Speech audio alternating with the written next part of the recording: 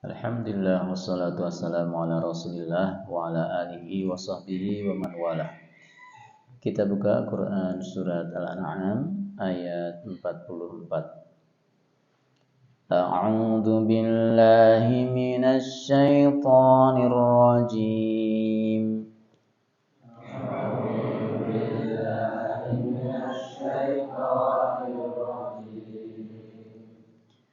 فلما نسوا ما ذكروا به فتحنا عليهم أبواب كل شيء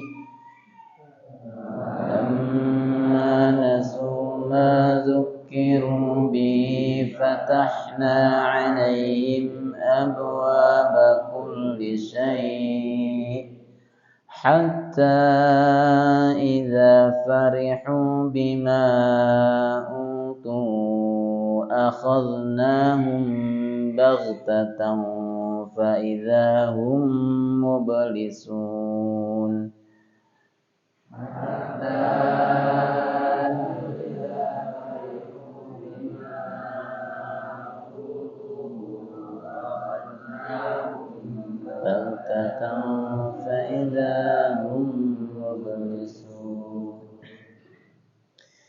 Maka tatkala mereka melupakan peringatan yang telah diberikan kepada mereka, kami pun membukakan semua pintu-pintu kesenangan untuk mereka, sehingga apabila mereka bergembira dengan apa yang telah diberikan kepada mereka, kami siksa mereka dengan sekonyong-konyong.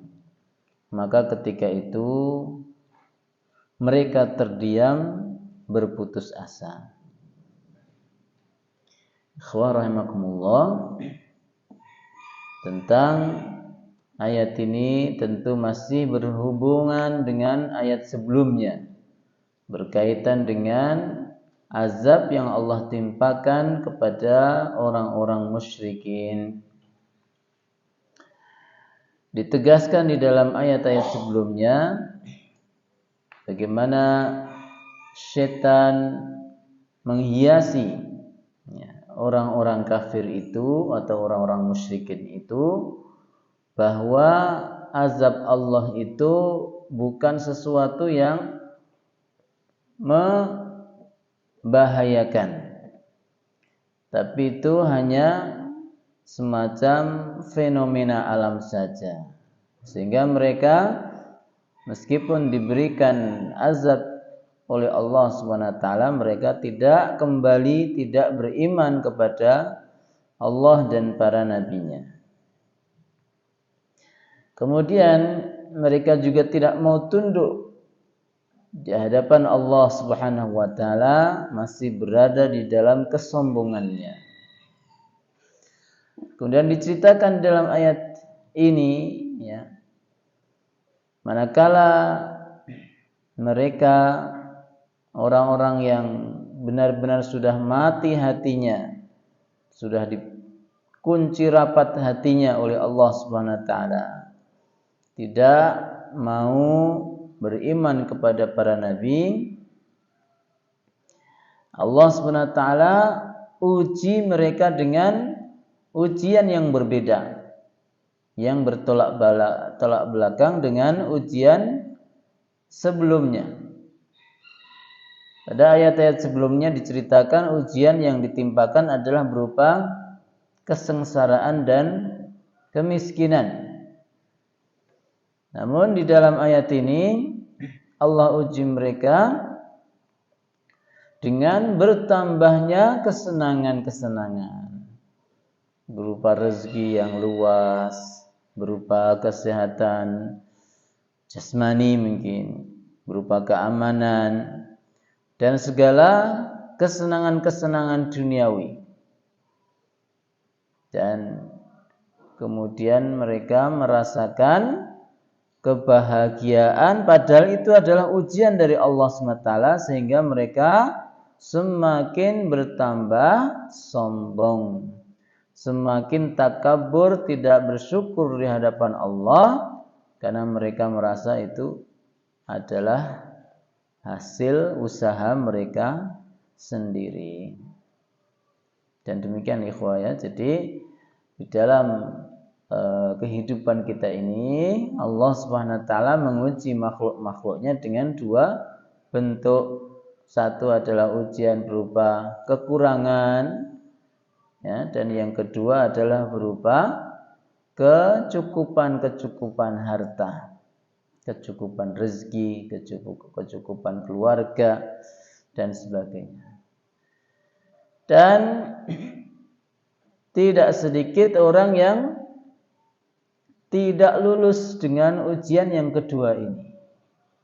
Ujian yang kedua ini kadangkala menjadi lebih berat daripada ujian yang pertama. Ketika seseorang mendapati dirinya, keluarganya selalu berada di dalam kesuksesan, dia sangka dia sudah melakukan suatu hal yang benar di hadapan Allah SWT. Sehingga inilah yang orang menyebutnya sebagai al-istidraj. Allah berikan istidraj, yaitu dilapangkan berbagai nikmat padahal seseorang itu melakukan kemaksiatan kepada Allah SWT. Dan kalau orang sudah mendapatkan istidraj ini, berarti orang ini sudah berada di dalam kemurkaan Allah yang sesungguhnya. Ya, kemurkaan Allah yang sesungguhnya. Ciri dari istidraj apa? Ciri dari istidraj itu adalah ketika seseorang itu bergelimang dengan dosa, namun nikmat Allah terus-menerus turun. Makin banyak dosa yang dilakukan, makin bahagia hidupnya, makin kecukupan rezekinya, makin sehat badannya, makin besar usahanya, perusahaannya makin banyak, cabang-cabangnya makin maju, anak-anaknya makin banyak, ya. Wis pokoknya semua kenikmatan dibuka biak sama Allah SWT.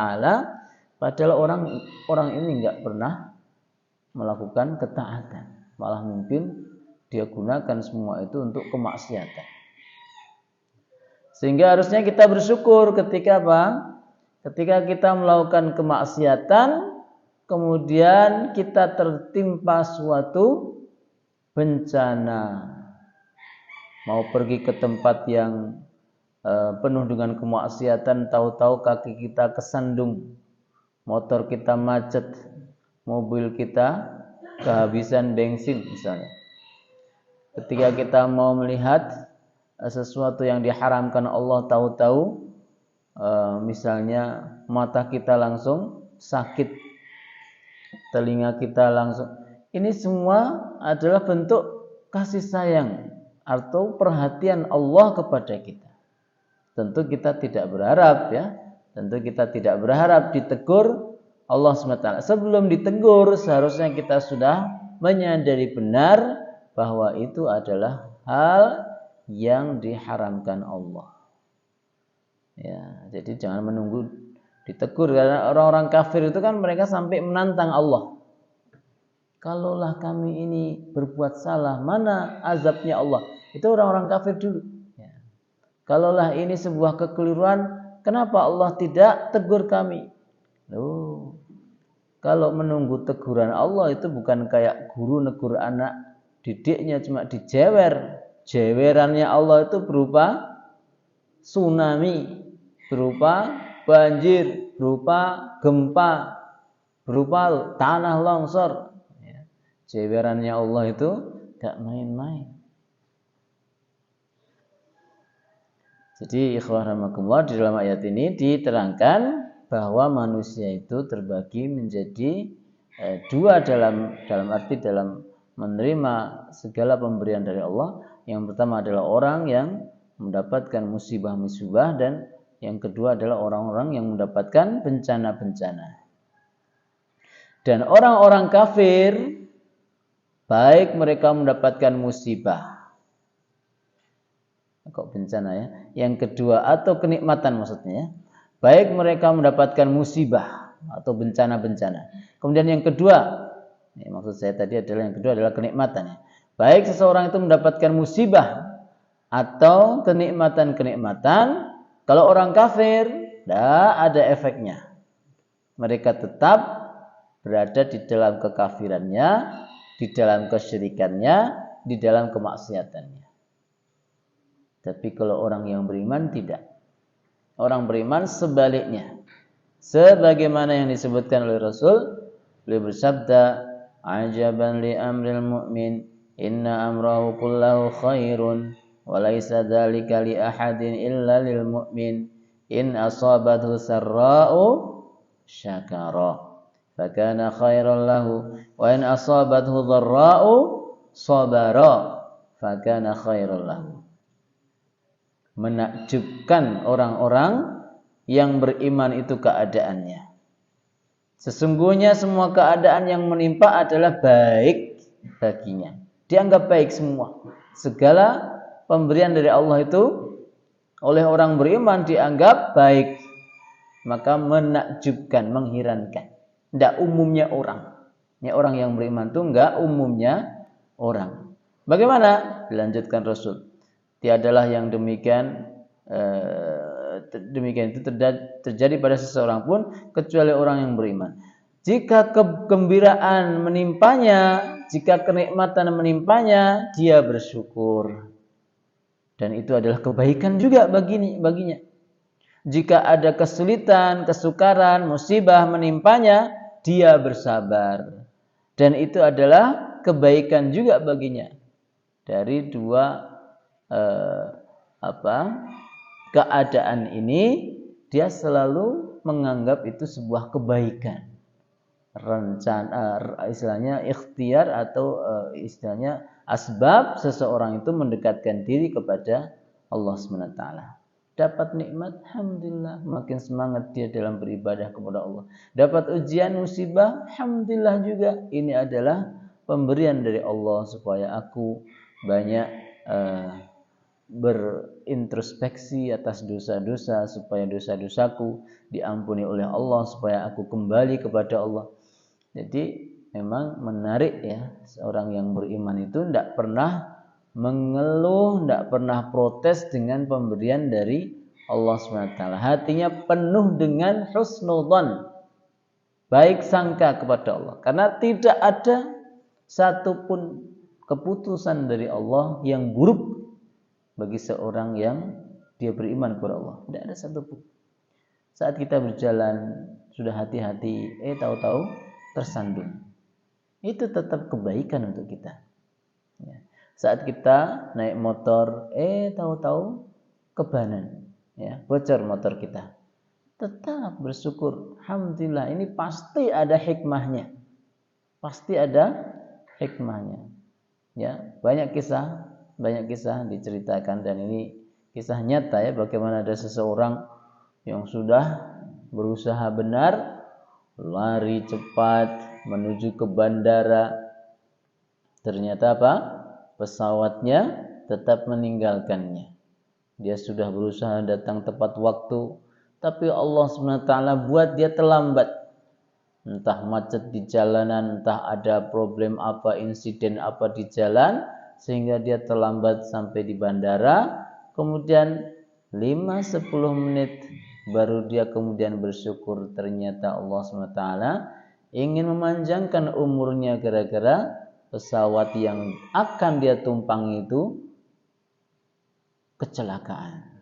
Orang yang di dalamnya meninggal dunia, dan dia satu-satunya orang yang dipanjangkan umurnya oleh Allah SWT dengan cara terlambat ke bandara.